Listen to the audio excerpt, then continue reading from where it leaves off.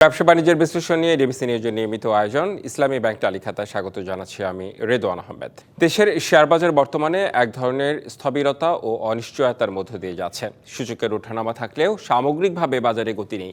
লেনদেন সীমিত এবং বিনিয়োগকারীদের বড় একটি অংশ এখনও সতর্ক অবস্থানে রয়েছে। দীর্ঘ মন্দার কারণে অধিকাংশ সাধারণ বিনিয়োগকারী বড় লোকসানের মধ্যে রয়েছেন। অনেকে মাসের পর মাস লেনদেনে অংশগ্রহণ করছেন না। এই অবস্থা থেকে কবে মুক্তি পাবেন তারও কোনো দিশা পাচ্ছেন না তারা। সব মিলিয়ে এক ধরনের অনিশ্চয়তায় আটকে রয়েছেন বিনিয়োগকারীরা। এসব নিয়েই আজ আমাদের আলোচনার বিষয়। পুঁজিবাজার লুটেরা মুক্ত হলো? আলোচনা করতে অনলাইনে যুক্ত রয়েছেন বাংলাদেশ সিকিউরিটিজ অ্যান্ড এক্সচেঞ্জ কমিশনের সাবেক চেয়ারম্যান ফারুক আহমেদ সিদ্দিকী এবং পুঁজিবাজার বিশ্লেষক অধ্যাপক ডক্টর মোহাম্মদ মুসা। আপনাদের দুজনকেই স্বাগত জানাচ্ছি। শুরুতেই ফারুক আহমেদ সিদ্দিকী, একটু আপনার কাছেই আসতে চাই। এই যে পুঁজিবাজারে যে স্থবিরতা, লুটেরা এখনো কি মুক্ত হয়েছে? আমি বলতে চাচ্ছি যে পুঁজিবাজার কি এখনো স্বাভাবিক হয়েছে কিনা, কিংবা যারা দুর্নীতিগ্রস্ত তারা কি এখনো পুঁজিবাজার থেকে সরে গিয়েছে কিনা, বিশেষ করে আমি যদি 5ই আগস্টের পরে বলি। আমাদের পুঁজিবাজারে একটা ক্ষুদ্র পুঁজিবাজার, আসলে এটা একটা ফ্রন্টিয়ার মার্কেট বলা যায়। তো এই ধরনের বাজারে আপনাকে একেবারেই লুটেরা মুক্ত করবে, এটা কিন্তু খুব কঠিন কাজ। এবং আগে যে ধরনের ব্যাপক লুটপাট হতো, আমার মনে হয় হয়তো কমে গেছে, কিন্তু একেবারে লুটেরা মুক্ত হয়েছে বলা মুশকিল। কারণ এত ছোট বাজারে, যেখানে সামান্য কিছু স্ক্রিপ্ট আছে, সামান্য কিছু স্টক আছে, এবং বেশিরভাগ স্টকই অত্যন্ত ক্ষুদ্র ক্যাপিটালের, সেক্ষেত্রে ম্যানিপুলেশন করা বা এগুলোর দাম একটা একটা চক্র তৈরি করে দাম আর্টিফিশিয়ালি বাড়ানো বা কমানো অপেক্ষাকৃত সহজ। সুতরাং এই বাজার এখন আরো মন্দা চলছে, বিনিয়োগকারীও নেই। সেই পরিস্থিতিতে আমার মনে হয় লুটেরারা চলে গেছে এটা বলা যায় না, বড় বড় লুটেরারা হয়তো নিষ্ক্রিয় আছে এই মুহূর্তে। আমাদের পুঁজিবাজারে যারা বিনিয়োগকারী, তারা খুব নলেজ বেসড বিনিয়োগ করেন না। এখানে ইনস্টিটিউশনাল ইনভেস্টর, তারপরে মিউচুয়াল ফান্ড, এদের যে ভূমিকা, এই ভূমিকাটা খুব কম। সাধারণ ছোট ছোট বিনিয়োগকারীরা, যাদের খুব একটা নলেজ বেসড নাই, তারা এখানে রিউমার বেসড হয়ে এখানে সেখানে ছোট ছোট পুঁজি নিয়ে বিনিয়োগ করেন, এবং তারপরে 2-3 দিন পরে বা 15 দিন পরে সেই পুঁজিটা আবার তুলে নিতে চান। অর্থাৎ যথার্থ সেন্সে আমাদের এখানে বিনিয়োগকারী ডেভেলপ করে নেই, এমনকি ইনস্টিটিউশনাল বিনিয়োগকারী ডেভেলপ করে নাই, মিউচুয়াল ফান্ডের মাধ্যমে বিনিয়োগ করাটা ডেভেলপ করে নাই।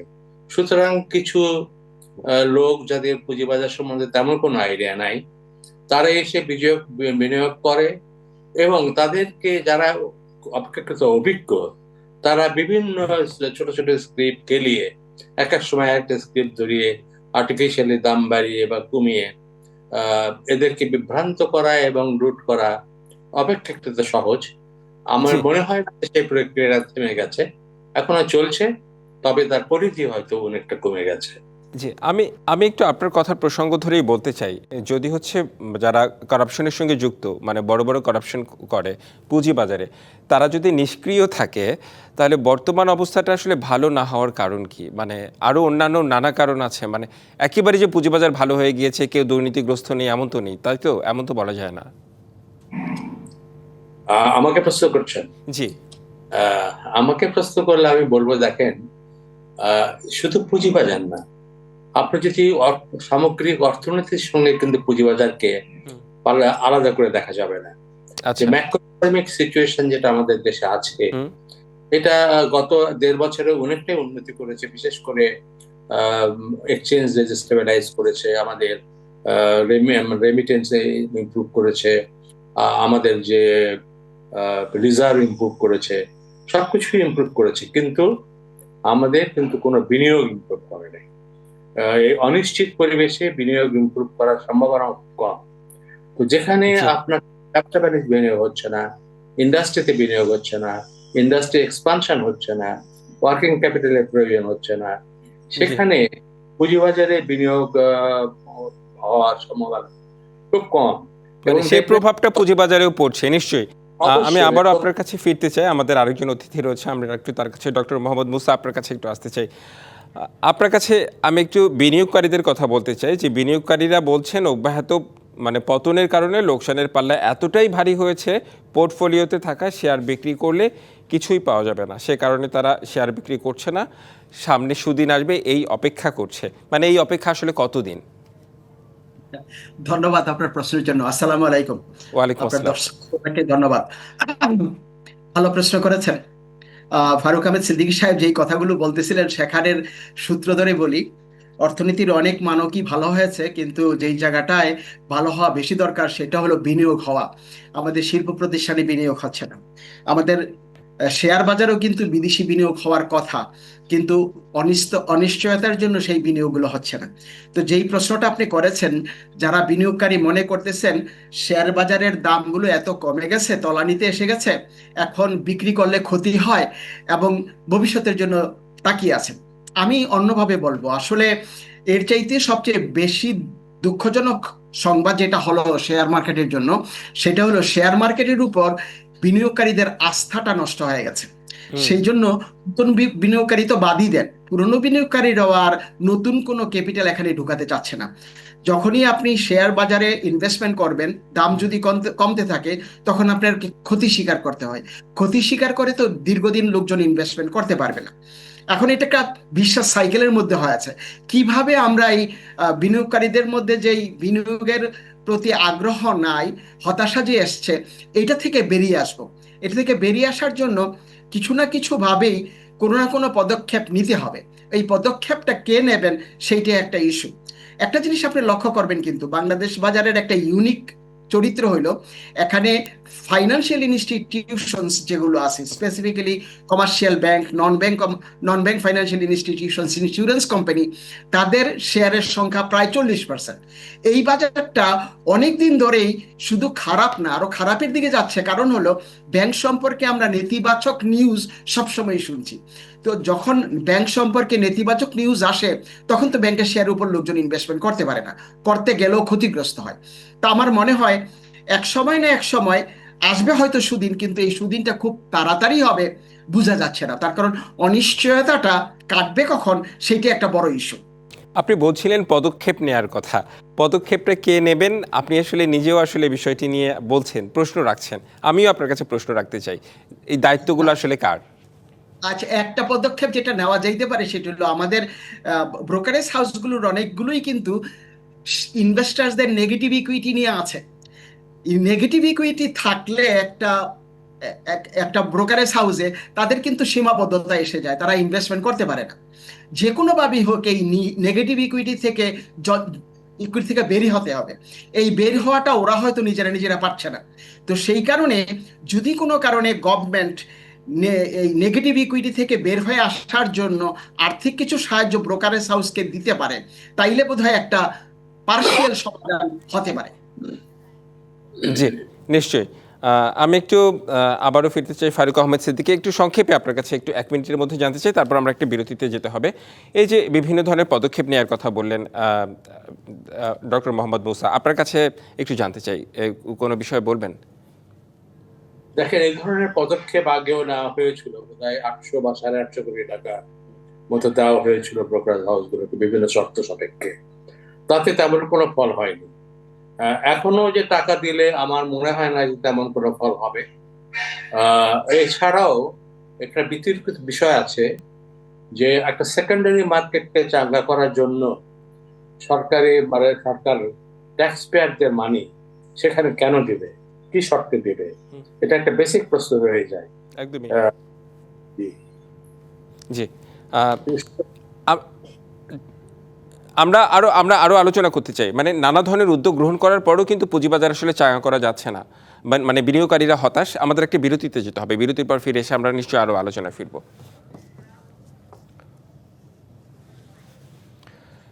ইসলামী ব্যাংক তালিকাতে একটি বিরতি নিচ্ছি, ফিরছি একটু পরেই। আবারও স্বাগত জানাচ্ছি ব্যবসা বাণিজ্যের বিশ্লেষণ নিয়ে ডিবিসি নিউজের নিয়মিত আয়োজন ইসলামী ব্যাংক তালিকাতায়। আমাদের আজকের আলোচনায় আমাদের সঙ্গে যুক্ত রয়েছেন বাংলাদেশ সিকিউরিটিজ অ্যান্ড এক্সচেঞ্জ কমিশনের সাবেক চেয়ারম্যান ফারুক আহমেদ সিদ্দিকী এবং পুঁজিবাজার বিশ্লেষক অধ্যাপক ডক্টর মোহাম্মদ মুসা, আপনাদের দুজনকে বিরতির পর আবারও স্বাগত জানাচ্ছি। ডক্টর মোহাম্মদ মুসা, আপনাকে দিয়ে একটু আমি শুরু করতে চাই। শেয়ার বাজার যদি ভালো হয় তাহলে কি সাধারণ বিনিয়োগকারী যারা রয়েছেন তারা কি লাভবান হবেন, নাকি হচ্ছে প্রতিষ্ঠানগুলোই শুধুমাত্র লাভবান হবে, জানতে চাই।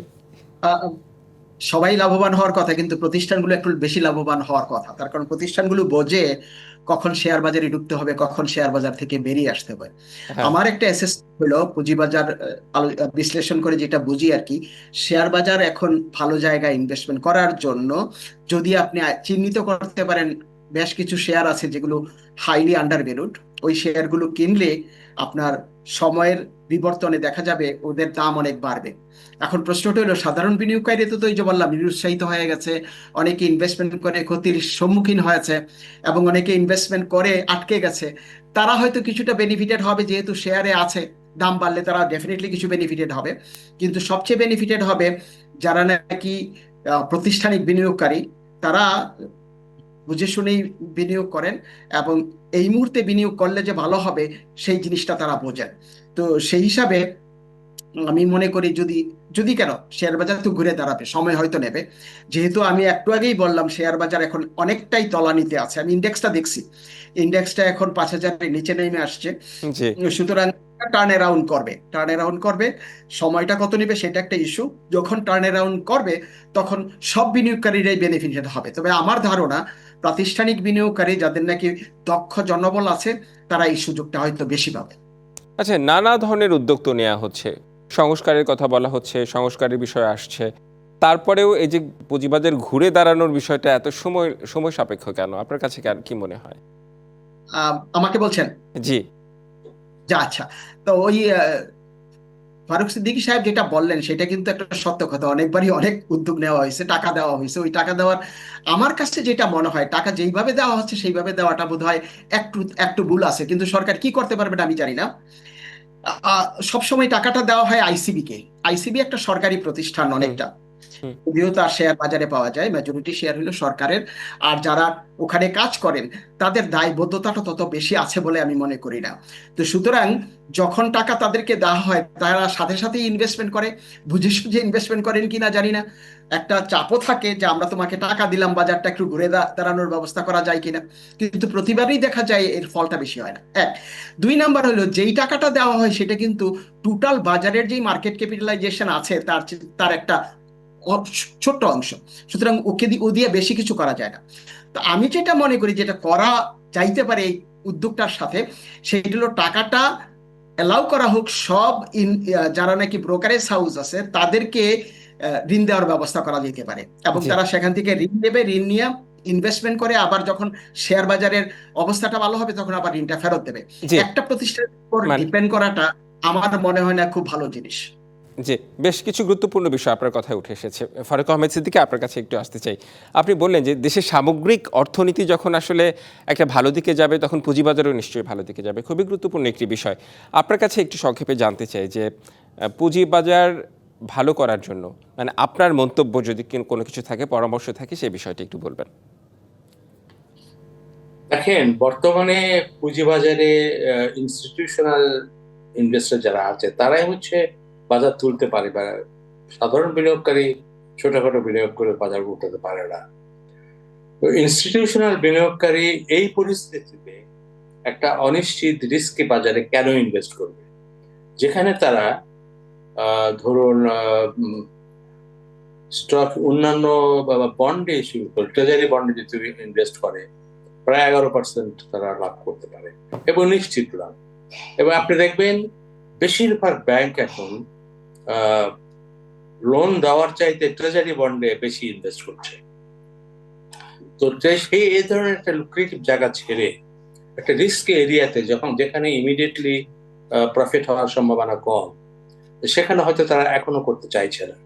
যখন সামগ্রিক অর্থনীতিতে আপনার ইনফ্লেশনটা একটু কমে যাবে, যখন আপনার পলিসি রেটটা কমে যাবে, তখন একটা পরিবেশ সৃষ্টি হবে এবং যখন একটা লং টার্ম নির্বাচিত সরকার আসবে হুম, তখন যারা সাইড লাইনে আছে হুম, হুম, তারা কিন্তু সামনে এগিয়ে আসবে ফর ইনভেস্টমেন্ট। একটা কথা পরিষ্কার হতে হবে, যে দেশে ইনভেস্টমেন্টের পরিবেশ না আসলে, দেশে বিনিয়োগ না হলে, সেটা ব্যাংকিং সেক্টরই বলেন, পুঁজিবাজার বলেন বা অন্যান্য সেক্টর বলেন, কোন সেক্টরই গ্রো করবে না। সুতরাং আমাদের কিন্তু একটা অ্যালার্মিং সিচুয়েশন হয়েছে, যেখানে প্রাইভেট সেক্টর ক্রেডিট গ্রোথ মাত্র 6% একটু উপরে। এইরকম low private sector credit growth recent পাস্টে হয় নাই। ইট ইন্ডিকেটস যে মানুষ ব্যাংক থেকে লোন নিয়ে ইনভেস্ট করছে না, সেখানে তারা পুঁজিবাজারে কেন আসবে? এটা একটা ফান্ডামেন্টাল কোশ্চেন।